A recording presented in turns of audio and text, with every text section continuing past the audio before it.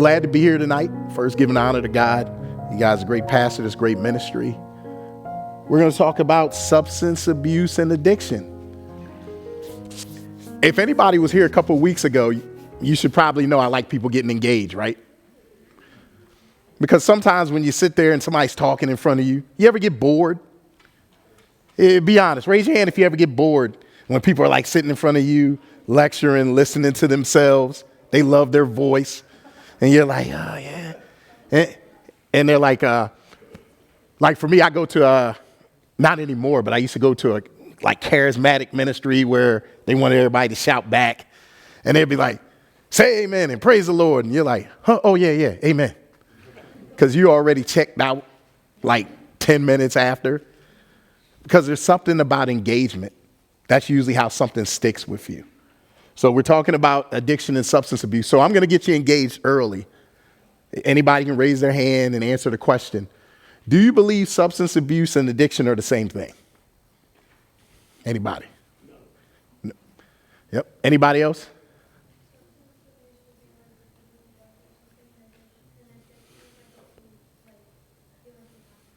Mm-hmm. That's good.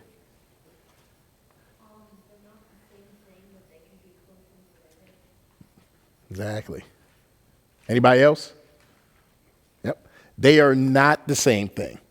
So when you're talking about substance abuse, you are talking about using a substance that may be illicit or illegal, or may be legal, like prescription medications, paint, stuff of that nature, which is legal, but you use it for something other than its purpose. So you abuse it. So like I talk all the time with my kids about forks, right? You use a fork to pick your food up, right? But I can dig something out of a plug-in socket with a fork too that's stuck in there. But I might get the wrong results. I might get shocked. You know what I mean? I can pick my nose, if it'd be nasty. I can pick my nose with a fork. You know, I'm abusing its purpose. So in substance abuse, you're abusing the purpose of a substance, or you're using it, to feel good, to get some type of reward from it. It can lead to addiction. You know what I mean? But everybody that engages in substance abuse might not be addicted to substances. And yet it's not just substances you can be addicted to, right? Anybody addicted to video games?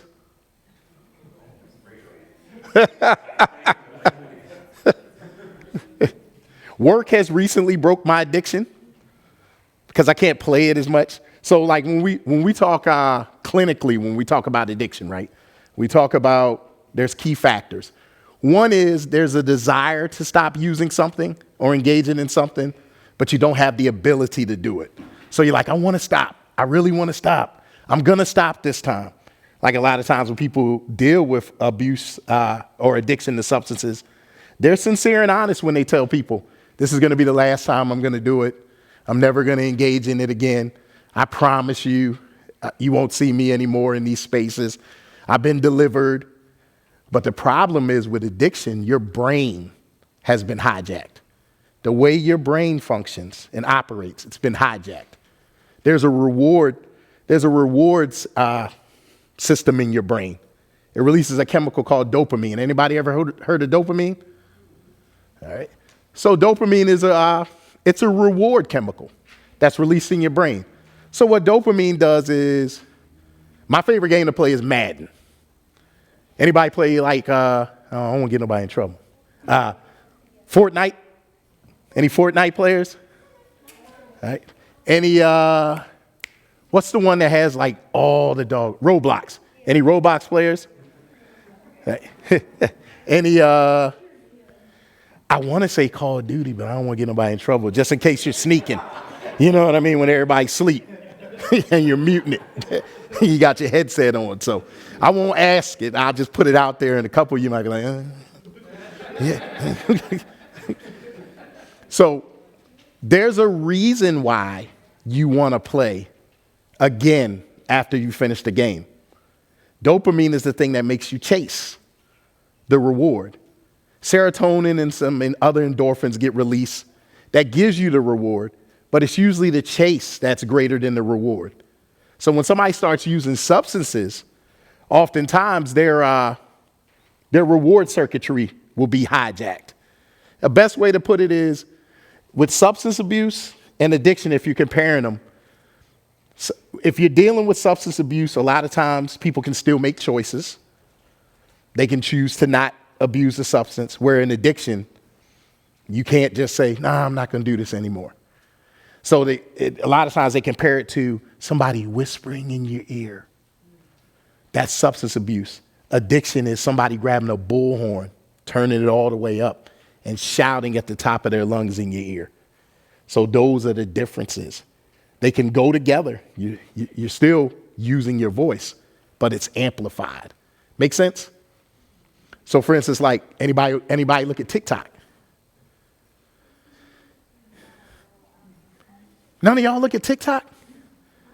Good. I'm just playing.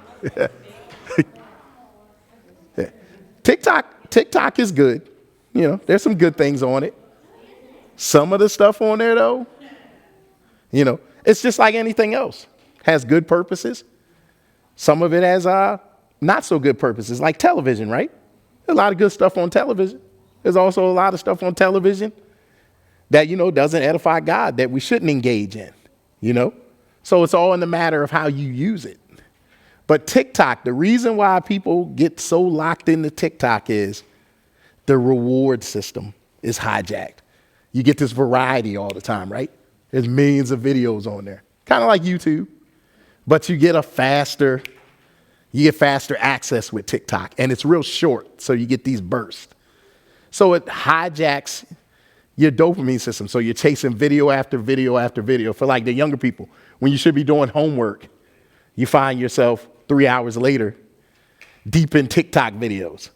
You know what I mean? And then Snapchatting them to your friends like, yo, check this out.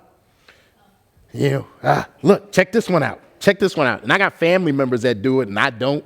So they'll drop like 6 videos in my text. And I'm like, stop. I'm about to block you. But it's because that system is getting hijacked and they're getting a lot of pleasure from it. Now, that might not seem like it could be detrimental, but another aspect of addiction is you continue to engage in the thing regardless of what it's going to cost you, right?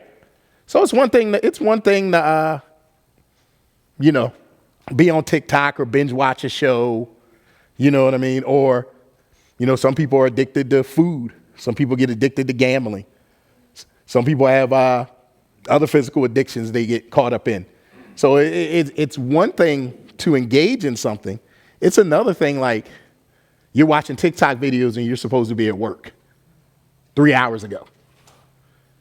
That's out of hand. That's an addiction. You know what I mean?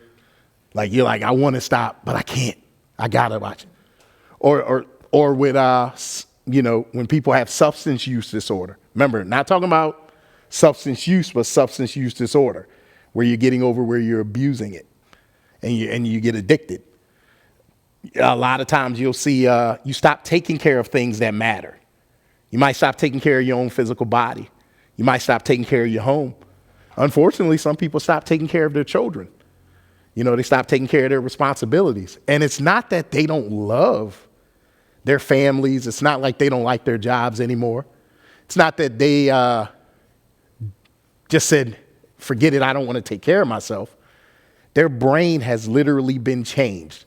So like the first time you use a substance, it starts to transform how your brain functions. Like perfect. And it takes time for it to come back when a person stops using, if they ever do. You know what I mean? So it's not like this quick thing where they're like, oh yeah, I'm not going to use anymore. And my brain's going to go back to functioning the way it always has. There are some people that get delivered. I've heard stories of people that got delivered and never used a substance again. But you also have people who have to go to rehabilitation programs. They have to get help. I counsel a lot of people who are in recovery. And you hear these stories of what happened to them before they started using substances, before they got addicted. And it's horrible stuff. Like a lot of them are traumatized. and they turn to substances to try to relieve their pain. You know what I mean? So that's why I always push people to talk to people about what's going on with you. You know, when you're hurting, reach out to people, you know, not just pray about it. Reach out to those close to you. Be comfortable enough to tell people if you're struggling. Especially with you young guys, I'd love to say you guys don't get exposed to stuff, but how many elementary school kids in here? Raise your hand if you're in elementary school. All right. Mostly middle schoolers? Middle schoolers, raise your hand. High schoolers, raise your hand. Yeah. If you guys felt safe enough to be honest, how many of you have heard about at least one person that might be engaging in substance use? Yeah, I put nobody on blast. You don't have to say any names or anything, but you may have heard about one person. Anybody using, because alcohol is a substance too. Anybody vaping? Heard of people vaping? Yeah. So, you know, you get exposed to stuff way earlier now than it may seem like when we were in middle and high school. If I'm dating myself, you know, I'm 48. I feel like I'm old. But then I get checked by people that have been around longer than me. And they tell me to shut up. And they call me a baby. You know what I mean? But you guys get exposed to stuff so much, and there's so much pressure on you. So like, remind me your name again. Pastor Ryan. So when Pastor Ryan was talking about, you know, when he taught on Sunday, when he's talking about what you put inside of you. And, you know, I don't want to go too far off. I want to stay clinical. But I'm also a Christian as well. So man of faith. So that's how I live. That's my standard. So it's imperative that you guys put the word in you because, like he said, you have to be filled up with that or you're going to be filled up with something else. Or you're going to look for other things to fill you. And those things may never tell you the bondage that you're going to be in. Because remember, addiction is bondage. You literally have your brain hijacked. Your brain doesn't function. You don't do what you want to do. You are being controlled by somebody other than yourself. You have a hard time yielding to God or anything or anybody else. And like if you're talking about substances, you have to use more of it to get the same result. So like when you're talking about something like heroin, you guys heard of heroin before? Raise your hand if you've heard of heroin. Okay. So like when I talk to people who have used heroin, which is an opiate, and it's a very strong substance, huge, especially now they mix it with fentanyl. You may have heard about fentanyl. If you watch the news, unfortunately, you heard about it. Harford County has really bad issues with it. Cecil County, even worse. Like Cecil County's even been on Drug Inc., that show that's on, I think it's on TLC. That's how bad it is there. But I've always heard this statement from people who are battling heroin addiction. They've said it was the first time they used was the greatest moment of their life, but simultaneously the worst moment of their life. Because they got the greatest rush they've ever had in their lives. They said nothing else in their life ever compared to it. Yet, they continually chased that and never got back to it. That's why I said it hijacks your brain. So it has you chasing it because another aspect of addiction is craving. Where like a substance use, right? And I'm gonna be straight up. I mean, a lot of times when young people have parties and stuff, substances are present. That's just me being real about it. So somebody might use a substance there, but they might not have a craving when they're at home at 3:00 in the afternoon. Where in addiction, a craving will hit. And it's usually cued by something happening, stress, a traumatic situation, or somebody made them upset, or they're bored. And that craving leads them to start chasing that sensation or that feeling or that escape. And they won't stop until they engage in it. And then once the feeling goes away, they usually have a lot of guilt and shame. And then they go back to the state they were in till the next time the craving hits. So that's what addiction does, where substance use, a person might drink with their buddies, and then they don't touch it. Where addiction is, I don't care if buddies are there or not. They're sneaking downstairs, or they're looking around, or they're sitting out in front of the store trying to get some older person. Here, I give you $20. You go in there and buy me a beer. So, and they can't stop. So there's differences, but they go together. And a lot of people struggle with it. A lot of people struggle with it secretly too. Because think about it. If you're dealing with guilt, which means I feel like I've done something bad or wrong, or you're dealing with shame where I feel like I'm wrong, you might not be ready to tell people that you're struggling with certain things, right? You might spend a lot of time hiding it.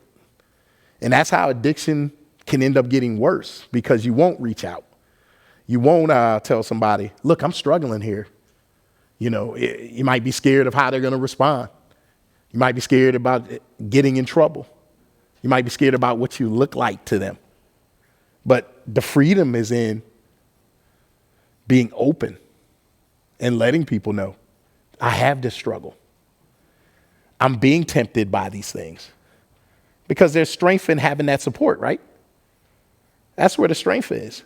The strength is in me being able to call a family member, or me being able to call a brother or sister, me being able to talk to my youth pastor or my pastor about it, me being able to talk to an adult about it if I'm a young person, and let them know I'm struggling. Because once you get into addiction, it takes so much for it to break. That makes sense? Yes, sir. So time frame, you're talking like from when you're doing something for fun, like a video game, and then you like, hey, I like this game, I'm gonna go back and play. Right. When do you think it becomes that time frame addiction, like weeks, months? What, in your opinion, what do you think? I think it could be different for everybody. Okay. You know what I mean? Yeah. It's certainly it's probably not going to be like a day or two. Sure. You know what I mean?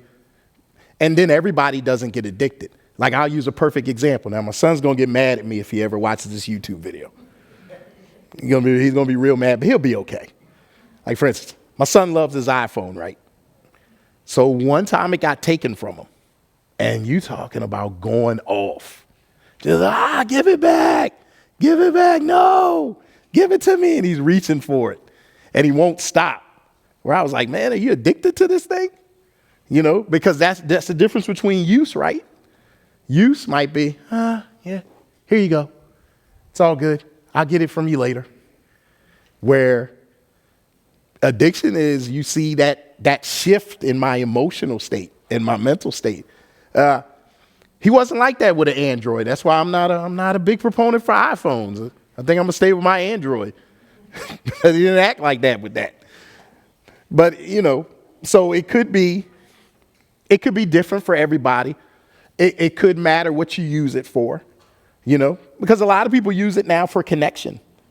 When you're talking about video games, a lot of people have friends in different countries, in different parts, of the United States. So they have to play their video games. Young people don't go outside as much as they used to, It can allow you to be somebody that you don't feel like you are, in day-to-day life. You can present yourself in a different way, It can create things not only that boost your self-confidence, but it boosts your self-esteem. So it may even look like an addiction, but it may really be you're pulling something from me that has these great benefits for me, but you might see it as, oh, you're addicted and you can't stop. So, it can be different for everybody. I would say it probably takes like months. But like I said, you have some people that are avid gamers. They don't get over in that addiction. But if you're sneaking in the room 4 o'clock in the morning, or you refuse to go to school because you got to play, you know what I mean? And you break all kinds of rules to play, you may be bound by it. You know what I mean? Hope that answered your question. That's great. Thank you. Yeah. So any questions about substance abuse and addiction? Sometimes I feel like I got to dance around it because I can say certain stuff and then people be like, oh, you're snitching. So, like something like vaping. I know everybody says, I don't know what vaping is. but it's went up 200% since the pandemic in school age children, especially huge in middle and high schools, because a lot of people are using it for stress relief and escape. Some people are using it because they want to fit in, If everybody else is vaping and all the cool people at school are vaping, maybe I'll try it out. No big deal. But then you have people that sit and say, oh man, I got to get some Nick. If I don't get Nick, I'm going to slap somebody. If I don't get Nick, I'm going to run out the house and go to one of my friends and not come back for 3 days. That's when you're getting in that space where, you may be dealing with an addiction from it. Yes, sir. What advice would you have if you have somebody that's listening to your talk today, Mm-hmm. and they're recognizing these signs in themselves, and so they feel that way, they know they feel that rush, but it can be very powerful. Right. And so even if they recognize it, I guess what's the first step that they should take to kind of break that, to get out of that? They can reach out to somebody. Like everybody might not go talk to a licensed professional, but maybe you can reach out to a parent or a friend, and you can have somebody hold you accountable. Like for instance, there's this thing that I talk to people about. I call it burning bridges, right? Because there's this old story, somebody wanted to take over or burning boats. I say sometimes too, there was this army that wanted to take over an island, and the people that were in the island were well skilled in warfare, and nobody had ever taken over the island. So they came to take over the island, and once they landed, they took their boats in. Once they got on shore, they set their boats on fire because they stripped themselves of the ability to escape. So their mindset was, we're either going to take the island or we're going to die on the island trying to take it. So it shifted the intensity with how they fought. So a lot of times, if you'll burn the boats or the bridges, like let's say, for instance, you have a food addiction, right? Certain things you might remove from the house, like remove access from it, if you feel like you can't stop yourself. Gambling addiction, somebody might hold your keys. You know what I mean? Somebody might hold your money and not give you access to get to the thing that you're struggling with. Substance addiction or an abuse. You might have to remove certain things from the house. But you start putting in that accountability piece. And depending on what substance you're using, you're probably going to need some help. Like heroin addiction, rarely does anybody beat that on their own, because you're not only what's called physiologically addicted, where your mind is telling your body you got to have it. You're also physically addicted when you use heroin. You get sick. Your body shuts down. Even something like you use the bathroom on yourself. You nod out in places. You feel like you're going to die. You can't get out of bed. You need that support. So the first thing I would tell them is reach out to somebody they trust and then take that process from there so you can have some accountability. And if you need further help, maybe that person you reach out to can help you have that courage to step out, because it takes courage, because you're going to expose yourself. And you might not even know you have an issue until you hear something like this, or somebody says something, or you watch something on TV and you're like, kind of reminds me of kind of how I deal with stuff. So that's the first step I would tell them to reach out to somebody that they can trust and be open. Mm-hmm. Yes, sir. What do you do if the person that has the addiction or evidence of an addiction is your parent? That's hard. That's hard as a kid. You're talking about like as a kid. Yeah. That's hard. Because if you talk to somebody, you might feel like you're betraying your parents' trust. Some people might have severe consequences about being open with that. So once again, like I said, you would have to reach out to somebody you really trust. Hope that maybe some people see some signs. Maybe talk to a guidance counselor at school or a teacher. Because a lot of people would have problems like feeling like they're telling on their parent, even though it could be costing them. Because, like even when, for instance, even when, like, let's say social services or child protective services finds out a parent is dealing with a substance issue, right? They might not necessarily remove children from the home if the parent is able to take care of their basic needs. So in some cases that does happen. So that can be tricky, Who wants to tell, on their parent, even if it's costing them sometimes. So I would say they have to reach out. Hopefully, like somebody sees. But